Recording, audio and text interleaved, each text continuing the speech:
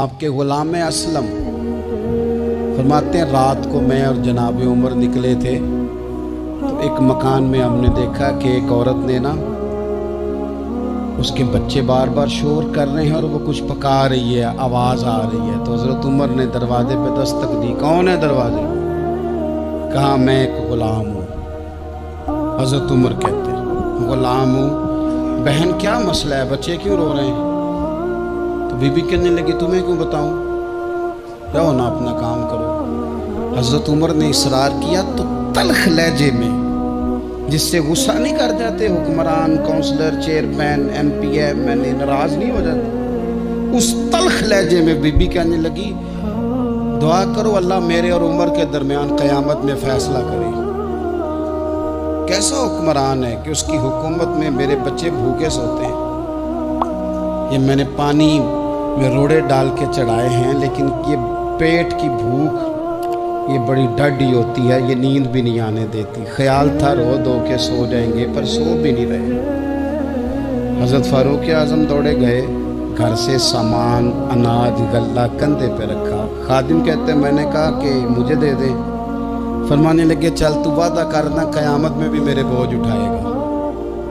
حضور نہیں، وہ تو میرے بس کی بات نہیں۔ فرمایا پھر مجھے کرنے دے۔ دوڑے آئے، اس خاتون کے دروازے پر لا کے وہ چیزیں رکھی، کہا بہن اگر تو پردہ کر لے تو یہ غلام نہ آج کھانا پکا دے تیرے بچوں کو۔ پھر وہ گھی چڑھا کے، چینی ڈال کے، کچھ سامان پکتا تھا وہ کھانا پکایا۔ غلام کہتے ہیں جب پھونکے مارتے تھے تو داڑھی سے دھواں نکلتا تھا، آگ جلاتے تھے دھواں نکلتا، پھر کھانا پکایا، پھر ان بچوں کو کھلایا۔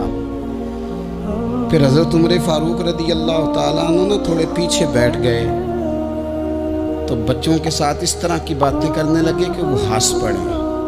جناب اسلم کہتے ہیں بچے اس بیوہ کے ہنستے تھے، بچے ہنستے تھے اور عمر روتے تھے۔ جب وہ ہنستے تھے تو فاروق روتے تھے۔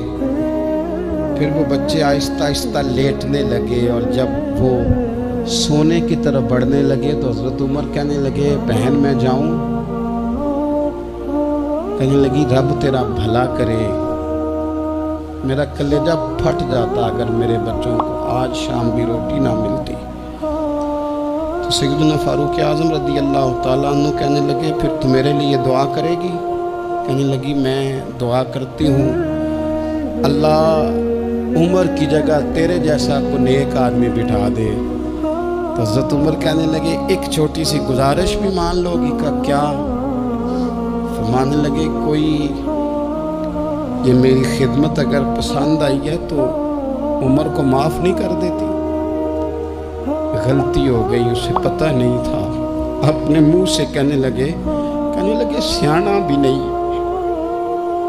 باشعور بھی نہیں، اسے چاہیے تھا خلافت کی ذمہ داریاں نہ لیتا۔